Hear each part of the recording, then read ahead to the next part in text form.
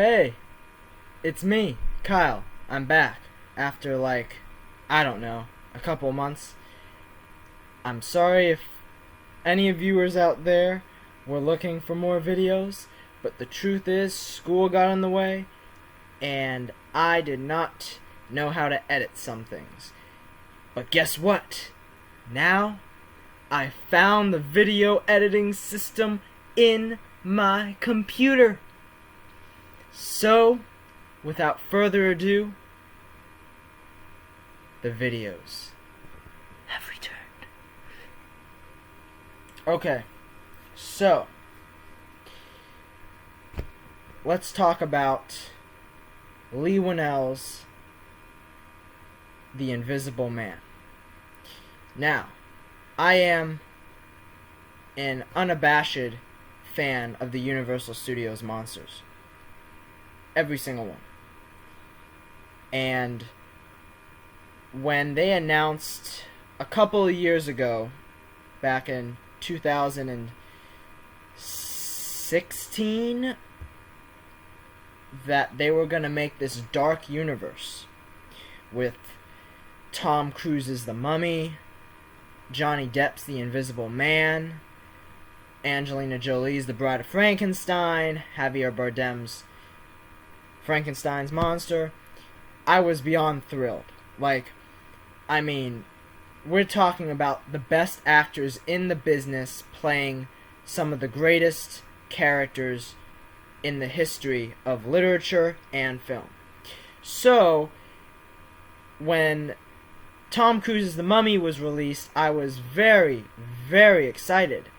But the problem was, the movie was absolute garbage. And I don't mean garbage as in it was yesterday's garbage, but it was garbage that had been sitting outside in the rain for a good 5 weeks.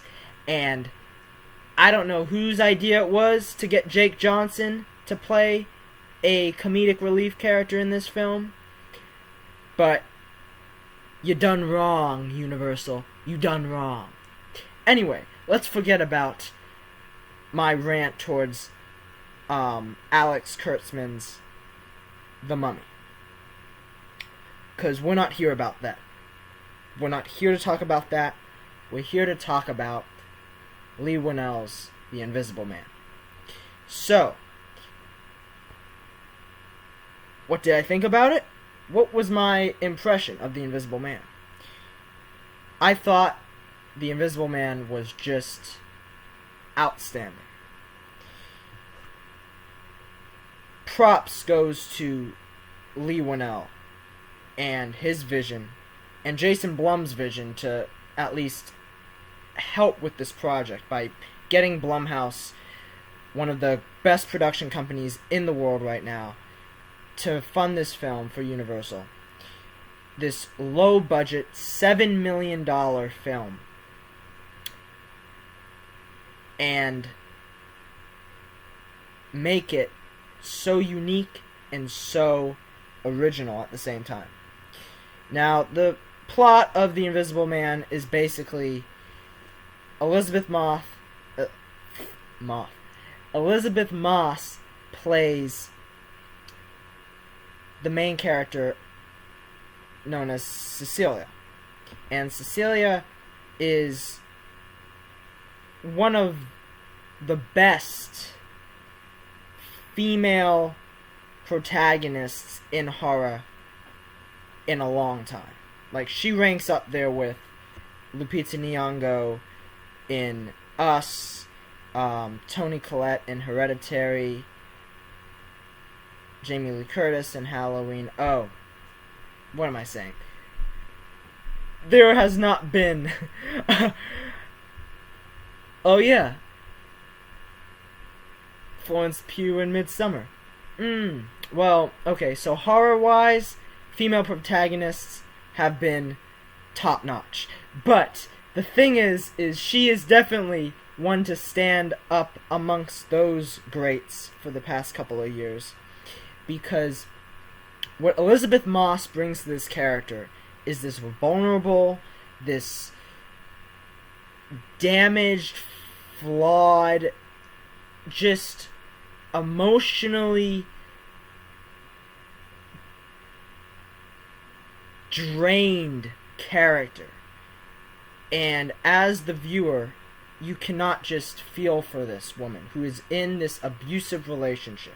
And as we go into the plot, we learn that her husband, Adrian, was incredibly abusive to her, both mentally and physically. You can see him very violent at times. His violent tendencies come out. But the interesting thing about the character of Adrian, and I'm not going to spoil much, but he's not in the film, at least you don't see him for much of this movie. And I think that was a very interesting way that the filmmakers tried to kind of show you what an abusive relationship is all about. Because really the thing is that this is Cecilia's story, not Adrian's. And this is about a woman trying to survive this abusive relationship, trying to make a new life for herself, and at the same time, she's still stuck with all the memories and all of the emotional trauma she suffered from this quote-unquote abusive relationship. Now, she manages to escape from Adrian, and then all I will say, without giving anything away, is Adrian somehow manages to, well, she assumes Adrian somehow manages to become invisible. And it's this invisible man haunting her the entire film. Now, you can take so many other analyses and there's so many ways you can think about it. It could be like saying, for instance, he might not even be there the entire time, and it's just her mind just so damaged from what he had inflicted upon her that she cannot be anywhere without him constantly following her. Or there may be some supernatural element to him. It could be his ghost. You don't know. As the viewer, you don't know. At least you don't know until like halfway into the film. And Leigh Whannell, who is the director of the film and also the director of Upgrade, which was a film that came out 2 years ago that I was not the biggest fan of. I enjoyed Upgrade, but to me it had some flaws to it. I also had a terrible headache when I watched it, so I don't know if that had to affect any way I experienced the film. But I will say that The Invisible Man I thought was a massive improvement on Leigh Whannell's part. And I can honestly say that Leigh Whannell is definitely a director to watch out for, because what he came up with this movie, the suspense is just unbelievable. Whether it's the opening sequence of Cecilia trying to escape from Adrian's house, and it's just all reliant on sound. You barely hear any dialogue for at least a good 10 minutes of the film. And I think where this movie really shines is the idea that this is an invisible man, and the way the camera tries to just capture this moment to moment of empty space that could be possibly occupied by this person. It's just remarkable. I mean, I'm watching this movie, and as you watch the film, you constantly question whether this invisible man is in the shot. It might be just a random shot of a kitchen, and no one would be there. Like, there's a good chance that no one's in that kitchen. But the shot and the camera will linger for at least a good minute. And it just makes you just question to yourself, is he there? Is he not there? Why are we waiting this long? And at times, I don't know if this is a flaw. I feel like on rewatch, this would be more noticeable. at times you kind of question whether you are actually watching, you know, the camera do its work, or it's just a slow burn, kind of not knowing where to go. But as the audience, you have to trust Leigh Whannell, and you gotta trust that sometimes, like, when it's slow, that means it's gonna build up to something really, really great. So, the suspense is there. The acting by Elisabeth Moss is there. The directing is there. The writing is good. I wouldn't say it's, I don't know, Jordan Peele Get Out level writing, but it is pretty good, especially for a film that could very easily be kind of ridiculous. I know there's a lot of people that look at The Invisible Man and they say kind of like, oh boy, this is such a ridiculous concept. But really, in today's society, in today's world, this is a perfect concept. And I remember when I watched the trailer to this film, I was captivated by it. I couldn't wait to watch it. And now this is coming out, and it's, if not even better than the trailer. And don't worry, if you're afraid of the trailer spoiling things, it doesn't spoil at least a good, maybe the last hour of the film. You could clearly see, like, things that are in the trailer, but it doesn't spoil anything major.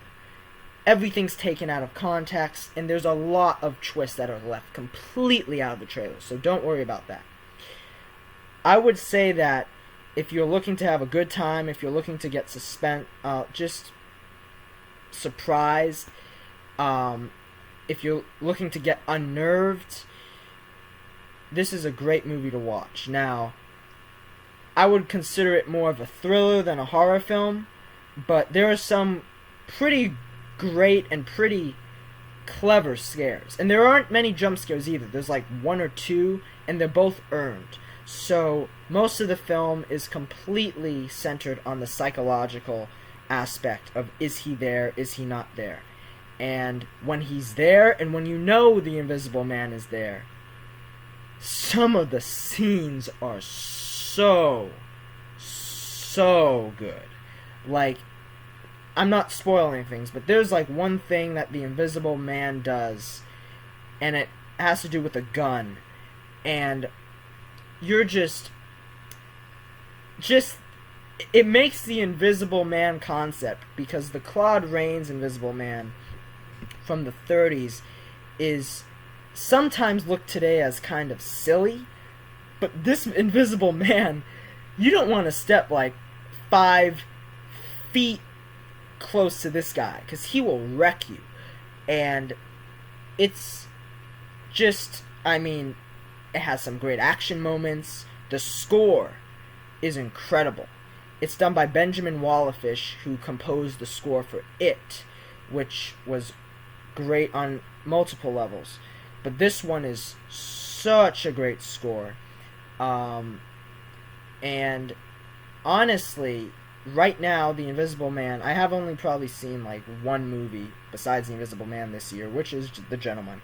I think The Invisible Man right now is my favorite movie of the year so far. And I'm so happy because it's an Universal Studios monster film, and please make more like these. Like, they don't have to be in a universe, they don't have to all center around The Invisible Man, but make a Frankenstein, make a Creature from the Black Lagoon, make a Dracula, Wolfman, make them all like this.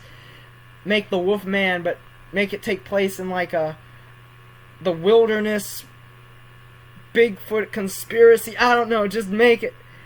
But anyway, go see The Invisible Man. Whatever you do, watch this film, because you will have a great time. And without further ado, bye-bye.